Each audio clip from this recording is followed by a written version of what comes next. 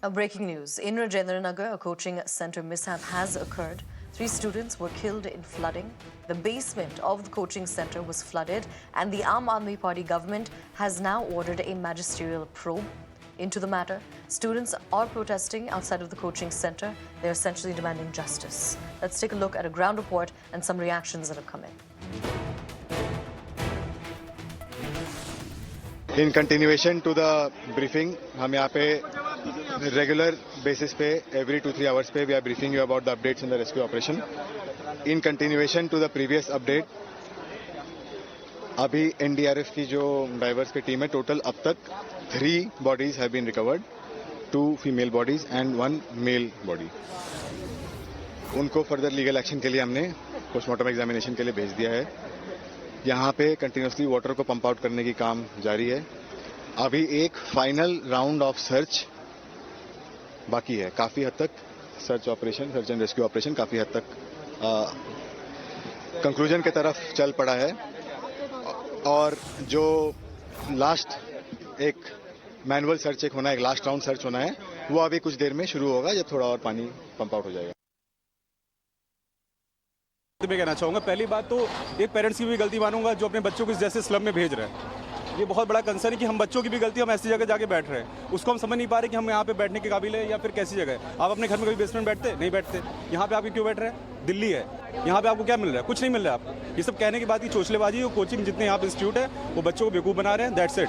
Sir, अगर आप ये बिल्डिंग देखोगे, ये जो तीनों नई बिल्डिंग है, ये 1 साल पहले बने हैं. अगर ये 1 साल पहले बने हैं तो इतने लापरवाही से कैसे बने? क्योंकि दिल्ली में आज पहली बार नहीं है कि इतना भारी बारिश आता है. ये 10, 20, 30 साल से हो रहा है. अगर ये 30 साल से हो रहा है तो मैं ये MCD पे सवाल उठाना चाहता हूँ कि उन्होंने इनका परमिशन कैसे दे दिया इतना बनाने का बेसमेंट. और मैं ये देख रहा हूँ कि यहाँ पर कोचिंग माफियाओं के धंधे ने आज 3 मासूमों की जान ले ली. ये तो लीगल फैक्ट है. अभी इलीगल फैक्ट आना पता नहीं क्या है. दूसरी चीज़ ये है कि ये बेसमेंट के भी नीचे B2 में जो है लाइब्रेरी को संचालित किया जा रहा था.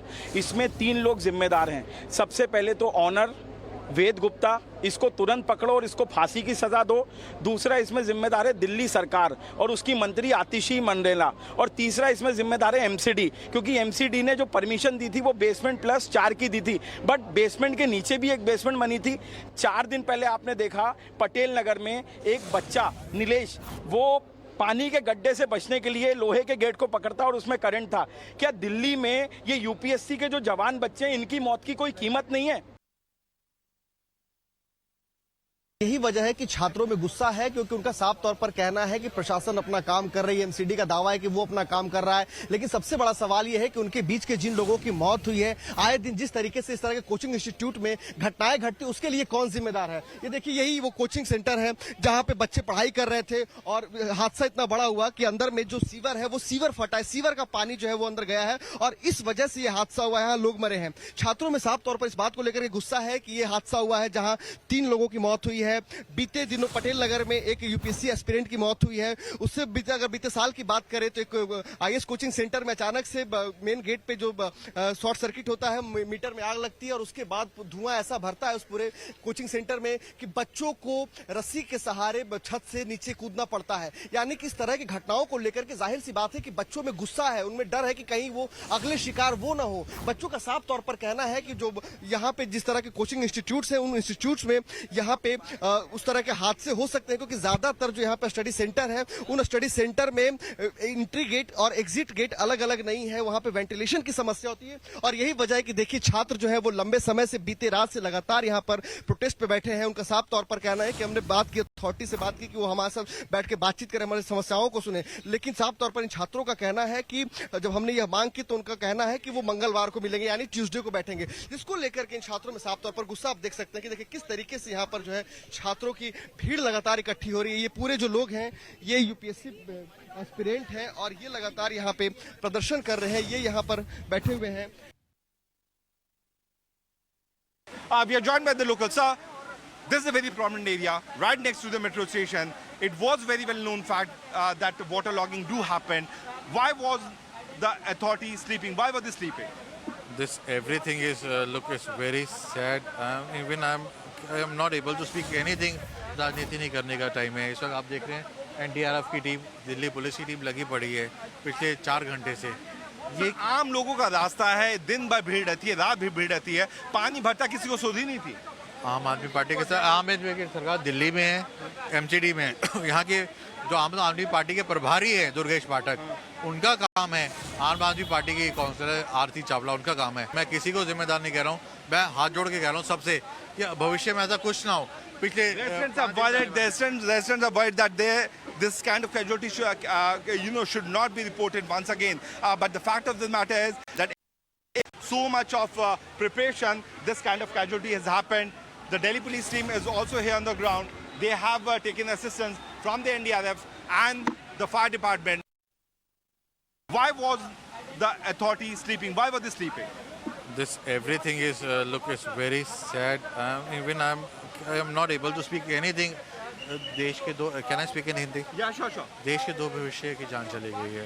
आप राजनीति नहीं करने का टाइम है। इस वक्त आप देख रहे हैं एनडीआरएफ की टीम, दिल्ली पुलिस की टीम लगी पड़ी है पिछले 4 घंटे से आम आदमी पार्टी के साथ। आम आदमी की सरकार दिल्ली में है, एमसीडी में है। यहाँ के जो आम आदमी पार्टी के प्रभारी हैं दुर्गेश पाठक, उनका काम है। आम आदमी पार्टी की काउंसलर आरती चावला, उनका काम है। आज 2 मौतें हो गई। मैं किसी को जिम्मेदार नहीं कह रहा हूँ, मैं हाथ जोड़ के कह रहा हूँ सबसे कि भविष्य में ऐसा कुछ ना हो। लोग कह रहे हैं पानी यहाँ पे अक्सर जमा होता था, आज ऐसा क्या हुआ कि ये हादसा हो गया? ना यहाँ नाला है, एक नाला जाता है जिससे पूरा पानी ड्रेन जाता है। आसपास जो भी बेसमेंट है, किसी बेसमेंट में पानी नहीं गया, सिर्फ एक पॉइंट में गया है। ऐसा लग रहा है कि कुछ टूटा है वहाँ पे, जिसके कारण पानी वहाँ गया है। ये दिक्कत है सर। सिविक एजेंसी बहुत बढ़ गई है, 7 इलेक्ट्रिक्यूशन डेथ हो गई। अभी हाल पटेल नगर में भी एक स्टूडेंट की मौत हो गई थी। आज ये हादसा होना, सिविक एजेंसी भी आपके हाथ में है, आपको निरंतर जिम्मेदारी आप लोग की बनती है?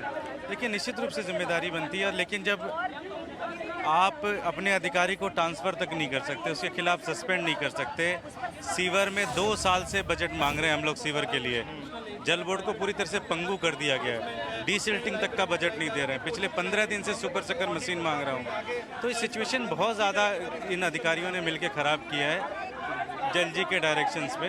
तो मैं कोई राजनीति नहीं करना चाहता, लेकिन आपने तो बोला अधिकारियों ने खराब किया है, किसकी अकाउंटेबिलिटी बनती है? निश्चित रूप से इसके ऊपर में जांच होनी चाहिए और जांच में जो भी अधिकारी हैं उनके खिलाफ एक्शन। और नेताओं की नहीं बनती सर? नेताओं की बने, नेताओं के खिलाफ भी एक्शन लीजिए। ये हादसा नहीं, ये हत्या है। अरविंद केजरीवाल के भ्रष्टाचार का इससे जीता जागता उदाहरण नहीं हो सकता। यहाँ के स्थानीय विधायक दुर्गेश पाठक को लगातार 15 दिन से यहाँ की जनता कह रही थी कि ये नाला साफ करवा दो, ड्रेन साफ करवा दो। एक घंटे की बारिश में बेसमेंट 12 फुट की बेसमेंट में पानी भर जाता है। बच्चे वहाँ पढ़ रहे थे और उसके बाद पानी भरता है, करंट आता है और अब अंदर कितने कैजुअलिटी है कुछ पता नहीं चल रहा है। लेकिन इस तरह की जानकारी मिल रही है कि जो बहुत दुखद है और सीधा सीधा अरविंद केजरीवाल का भ्रष्टाचारी तंत्र और पैसे कमाने की भूख ने अंधा कर दिया। स्थानीय लोग 1 हफ्ते से माननीय विधायक दुर्गेश पाठक से निवेदन कर रहे थे और निरंतर आग्रह कर रहे थे कि नाले की सफाई करवाई जाए, लेकिन दुर्गेश पाठक जी ने उनकी गुहार नहीं सुनी। आज ये जो डेथ हुई है इसके लिए पूरी तरह जिम्मेदार माननीय विधायक दुर्गेश पाठक जी, माननीय मुख्यमंत्री अरविंद केजरीवाल जी और उनकी आम आदमी पार्टी की निकम्मी सरकार है। अगर उन्होंने नाले की सफाई कर दी होती तो इस तरह ना सड़क जलमग्न होती, ना बेसमेंट जलमग्न हो गया। इतनी ज्यादा बुरी हालत है कि यहाँ पर डाइवर्स का इस्तेमाल करना पड़ रहा है। कह रहे हैं कि फर्नीचर भी फ्लोट कर रहा है।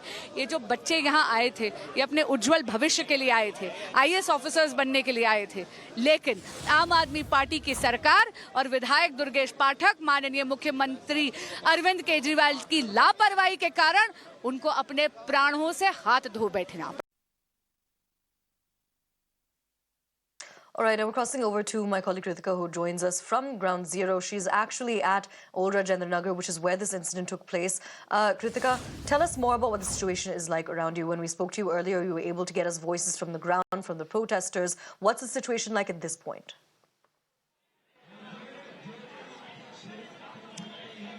So the latest is that the cops have finally started speaking to the students. They're all assembled. Behind me you can see the students are sitting down. The cops are addressing them through the loudspeakers.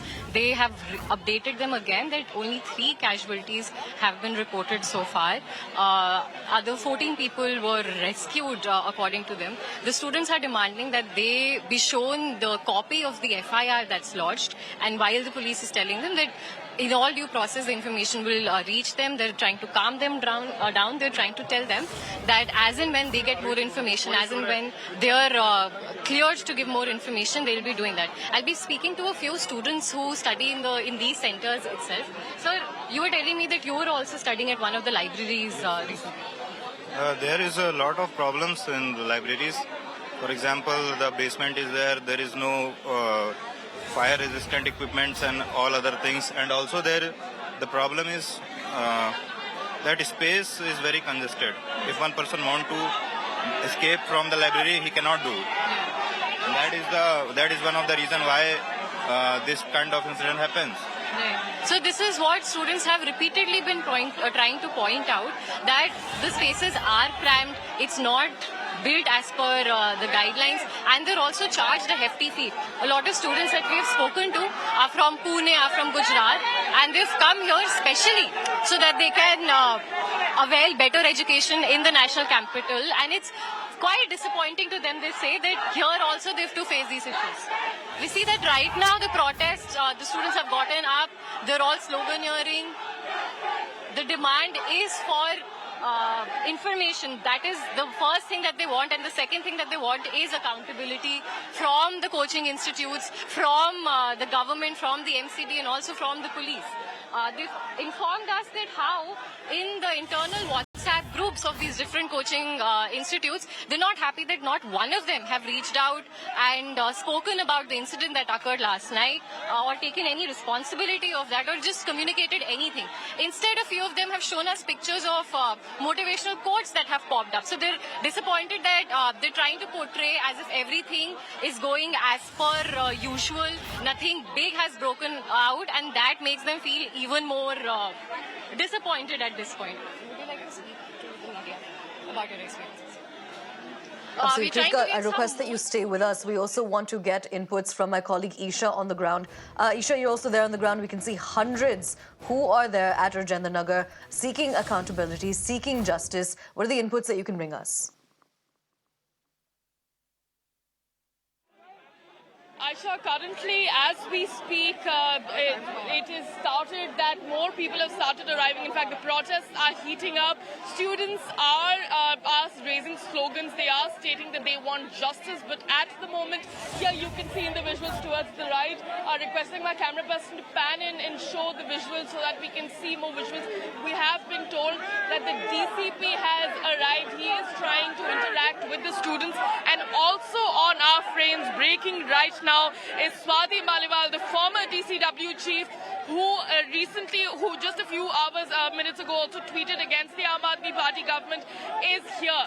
So in the visuals you can see the former Aam Aadmi Party member, Swati Maliwal, DCW chief she used to be. She is here. She still holds membership of the Rajya Sabha and she's currently here. They are both, the DCP and Swati Maliwal are both trying to pacify the students here, but a lot of anger in them you can see here, and in the visuals also you can see this is the students are thronging towards the DCP, the police. There is a scuffle that is breaking out between the protesters and the police. So yes, Aisha, that is what currently is happening on the ground.